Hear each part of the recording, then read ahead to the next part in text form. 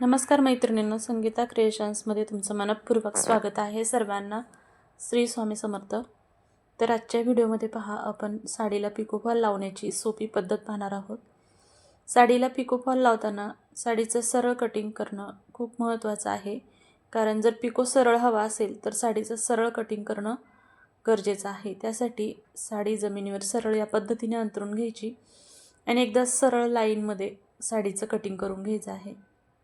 धागा काढूनसुद्धा कटिंग करतात, पण त्यातली त्यात ही अगदी सोपी पद्धत आहे. आणि धागा काढूनसुद्धा बऱ्याच वेळा तिरकं कटिंग होतं, पण या पद्धतीने जर साडी जमिनीवर अंथरली तर अगदी सरळ कटिंग होतं. त्यानंतर आता आपण साडीला करूया पिको.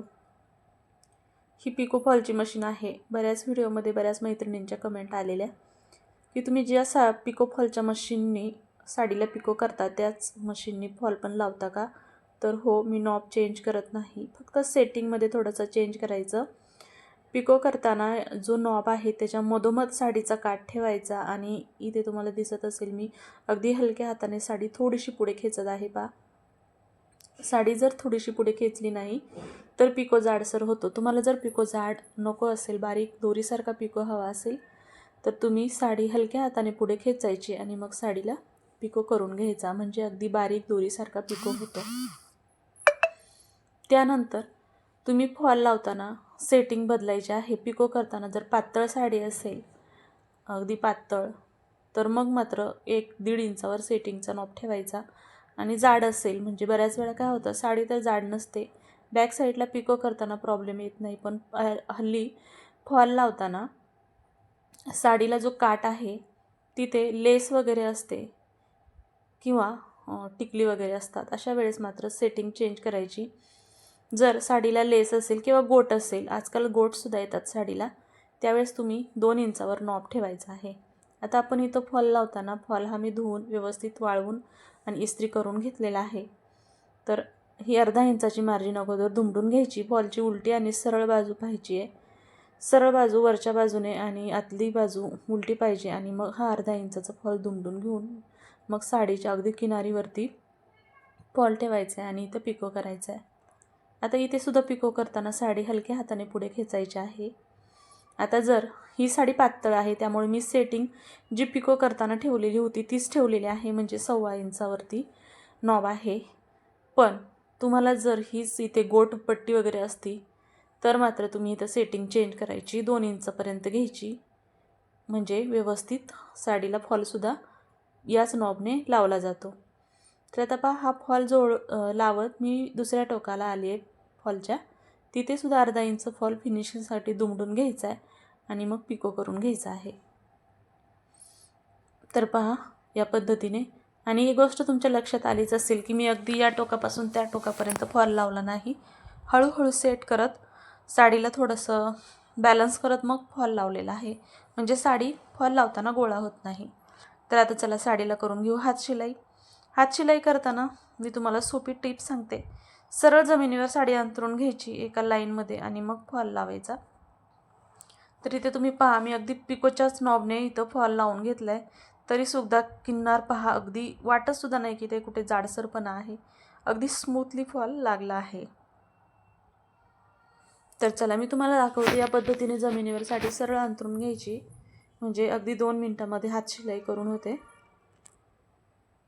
तुम्ही तसं पाटावरती किंवा बऱ्याच जण मांडीवरती लावतात, मशीनवरती लावतात, पण मी सगळ्या पद्धती करून पाहिलेल्या आहे, पण मला हीच पद्धत अगदी सोपी वाटते. एकदाच काय ती सरळ साडी अंथरून घ्यायची आणि अगदी 2 मिनटामध्ये हातशिलाई होते. पाटावरती तरी आपल्याला साडी सेट करत करत मग फॉल लावावा लागतो, पण इथं अगदी आपण एखादं कापड शिवल्यासारखं अगदी भरभर तुम्ही हातशिलाई करू शकता. आता हातशिलाईचं मार्जिन किती ठेवायचं, तर इथे मी चॉकने मार्किंग करून दाखवलंच आहे. वरच्या बाजूने 1/4 इंच किंवा त्यापेक्षा थोडंसं जास्त, आणि खालच्या बाजूने मात्र अगदी सुईच्या टोका एवढं, म्हणजे साडीची जी सुईची बाजू आहे त्या सुईच्या बाजूला अगदी सुईच्या टोका एवढंच मार्जिन ठेवायचं आहे आणि हातशिलाई करून घ्यायची आहे. हातशिलाई करताना शक्यतो अखंड दोरा वापरा, म्हणजे अखंड दोरा, मोठा दोरा घ्यायचा, जेवढा आपलं 2 मीटर आपला फॉल असतो, तर 2.5 ते 3 मीटर तुम्ही अंदाजे दोरा घेऊ शकता.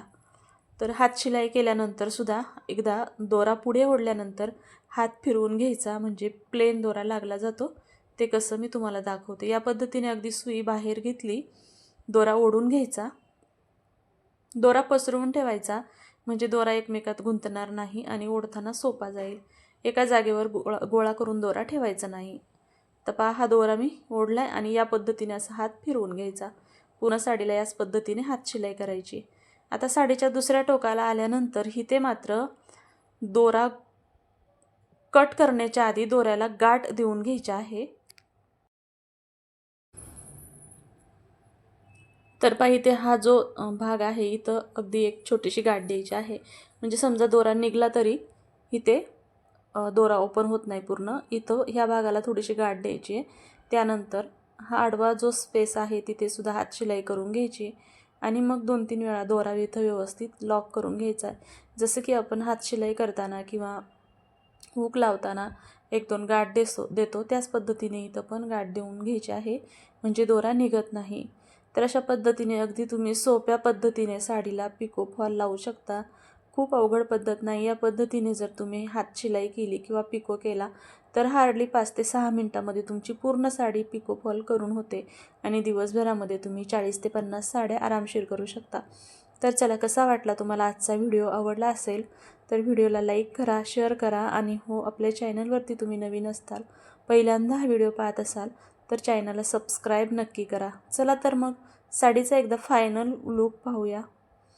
तर पहा, या पद्धतीने सुंदर पिको फॉल करून साडीला झालेला आहे आणि फिनिशिंगसुद्धा छान आलेली आहे पहा या पद्धतीने.